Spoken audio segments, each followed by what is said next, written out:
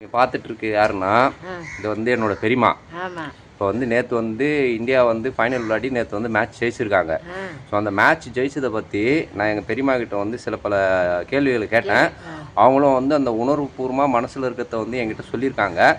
அதுதான் நான் இன்றைக்கி வந்து உங்களுக்கு நான் காட்ட போகிறேன். பெரியம்மா முதல்ல வந்து எல்லாருக்கும் ஒரு ஹாய் சொல்கிறேங்க.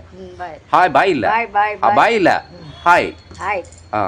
ஹாய் அப்படிதான். அப்படி உள்ளேருந்து சொன்னதா இருங்க, உள்ளேருந்து ஹாய் ஹாய். அது வந்து இந்தியா வந்து நியூசிலாந்து கூட வந்து மறுபடியும் வந்து உலகக்கோப்பையை ஜெயிச்சிச்சு. அதை கேள்விப்பட்ட உடனே உங்களோட அந்த மன நிலைமை எப்படி இருந்தது? ரொம்ப சந்தோஷமா இருந்தீங்களா? எப்படி இருந்தீங்க நேற்று அது கேள்விப்பட்ட உடனே? நான் பார்த்தேன்னா கேள்விப்பட்டேன். அது பட்டாசுலாம் வெடிச்சாங்களா இங்கே பசங்க? பார்க்கலையே. பட்டாசு பட்டாசு வெடிச்சிட்டு இருக்குது.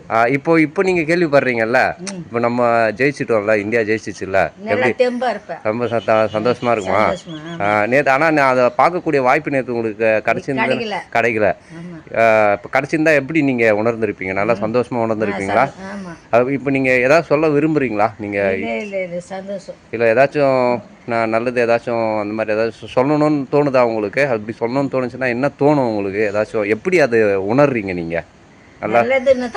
நல்லது தான் உணர்றீங்க. இப்போ இதுக்கப்புறம் வந்து வரக்கூடிய மேட்ச்சில் வந்து இந்தியா வின் பண்ணணும்னு சொல்லிட்டு ஏதாச்சும் சொல்கிறீங்களா?